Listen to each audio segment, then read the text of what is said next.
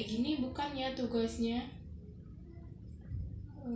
Yang lain sama nggak ya? Bodo ah.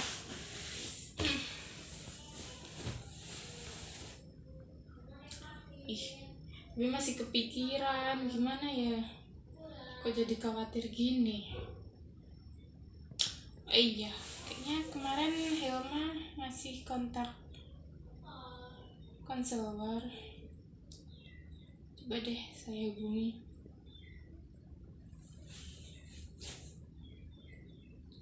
Halo?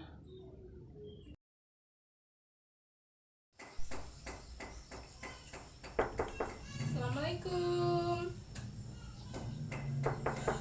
Assalamualaikum. Waalaikumsalam. Iya, maaf, dengan siapa ya? Saya temennya Helma, Mbak. Oh, yang kemarin menghubungi saya ya? Oh iya, silakan masuk Mbak, terima kasih.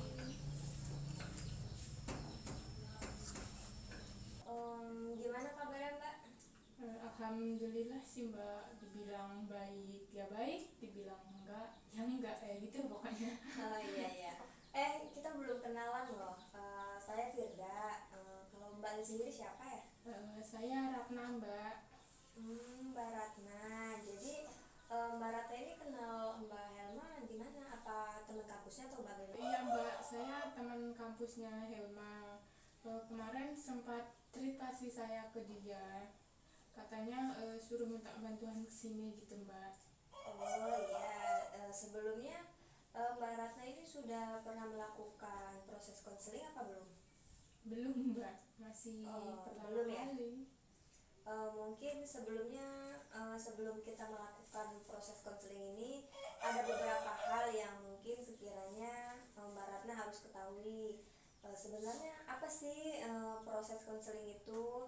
Jadi itu adalah suatu layanan profesional yang dilakukan oleh seorang konselor yaitu saya dengan konseling yaitu Mbak Ratna dengan cara tatap muka, itu dengan tujuan untuk membantu konseli memecahkan masalahnya. Nah, dalam hal ini memiliki asas-asas yang memang harus kita laksanakan. Asas yang pertama yaitu asas kerahasiaan. Jadi nggak perlu ragu lagi untuk bercerita kepada saya, karena pada prinsipnya masalah yang dihadapi oleh konseli itu hanya diketahui oleh konselor dan konseli. Jadi tidak perlu merasa takut bahwa masalah ini akan terbongkar oleh orang lain. Terus yang kedua itu penting yaitu asas keterbukaan yang dimana saya harapkan di sini sebagai konselor Mbak Ratna bisa menceritakan secara terbuka tentang permasalahan apa sih yang dirasakan saat ini, perasaan gelisah seperti apa yang dirasakan Mbak Ratna. Siapa tahu saya bisa membantu. Dan asas yang terakhir itu asas keterpaksaan. Jadi saya harap ketika Mbak Ratna ini bercerita tidak ada semacam rasa tertekan, paksaan gitu untuk bercerita kepada saya. Nah, biasanya dalam proses konseling ini kita berbatasan dengan waktu demi keefektifan. Kalau terlalu lama kan takutnya boring ya Mbak ya. Jadi boring atau bosan gitu. Jadi biasanya proses konseling itu berjalan selama 30 sampai 60 menit gitu ya Mbak. Oh iya Mbak. Gimana, jadi mungkin sudah ada gambaran Mbak? Sudah ya. Iya Mbak. Sekarang apa sih yang dirasakan? Tadi kan di pembukaan Mbak Ratna dibilang baik juga bisa, tapi bisa juga dibilang tidak baik. Mungkin saya bisa jadi pendengar yang baik. Duduknya santai aja Mbak ya. Jangan terlalu tegang, kita cuma bincang-bincang santai aja kok, jadi nggak usah tegang ya Mbak. Jadi apa nih sekarang yang dikeluhkan oleh Mbak Ratna? Jadi gini ya Mbak, semenjak pandemi ini kuliah kan jadi online kan ya Mbak, dari rumah, kuliah dari rumah. Selama di rumah itu saya tuh ngerasa konsentrasi saya tuh kebagi aja gitu Mbak, sama kerjaan di rumah, keadaan di rumah. Jadi saya nggak mendukung buat kuliah di rumah. Jadi kayak ada rasa malas gitu Mbak.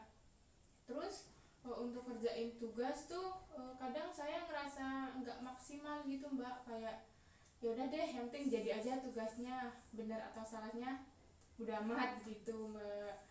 Jadi tuh nggak fokus gitu loh Mbak, aku merasa kayak kurang fokus untuk kuliah, untuk kerjain tugas gitu Mbak, asal-asalan pokoknya gitu Mbak.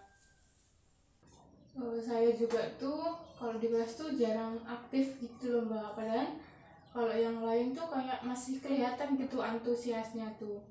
Kalau saya tuh sama sekali kayak gimana gitu Mbak ya.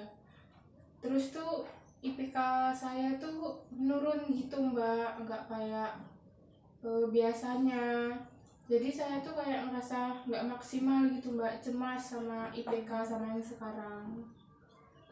Ya, ya.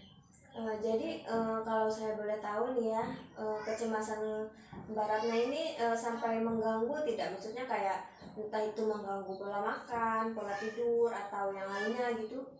Iya sih Mbak, jelas itu mengganggu pola tidur saya. Saya kalau tidur tuh mesti kepikiran terus gitu loh Mbak, jadi tuh tidur kayak nggak nyaman gitu. Makan juga tuh seleranya tuh berkurang gitu Mbak, kepikiran terus gitu.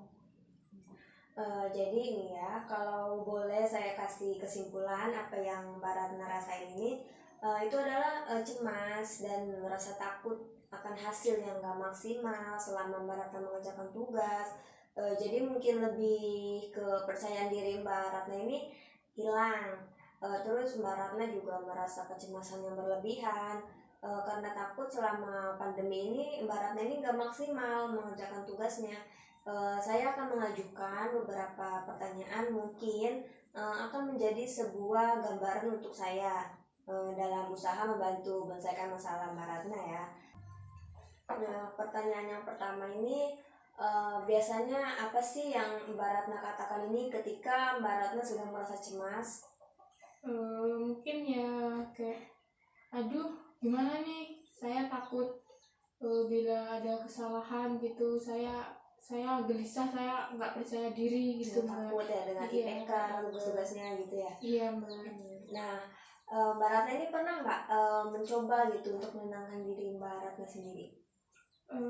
Pernah sih Mbak, tapi mungkin cuma kayak ayo bisa, aku pasti bisa gitu ngerjain tugas-tugas yang lain bisa, kok aku enggak gitu Mbak, cuma gitu doang sih Mbak. Nah sekarang boleh nggak saya minta waktunya Mbak Ratna itu duduk lebih rileks, lebih memasukkan aspirasi positif untuk Mbak Ratna itu. Mbak Ratna bersedia? Iya Mbak, saya bersedia. Jadi Mbak Ratna bisa bersandar, duduknya lebih rileks, pejamkan mata Mbak Ratna. Di sini saya akan membantu Mbak Ratna memberikan aspirasi positif kepada Mbak Ratna. Di sini Mbak Ratna bisa mengeluarkan suara, bisa berbicara, mengatakan hal-hal yang positif, yang biasanya Mbak Ratna katakan untuk menenangkan diri Mbak Ratna. Mbak Ratna bisa mengatakan secara langsung, secara lantang, ataupun keras bahwa Mbak Ratna itu bisa. Nah, baik, bisa dicoba.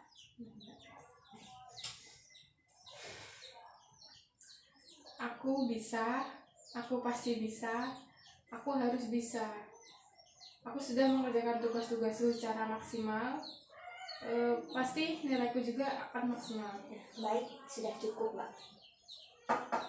Jadi gimana nih ketika sudah selesai proses tadi, yang dirasakan apa?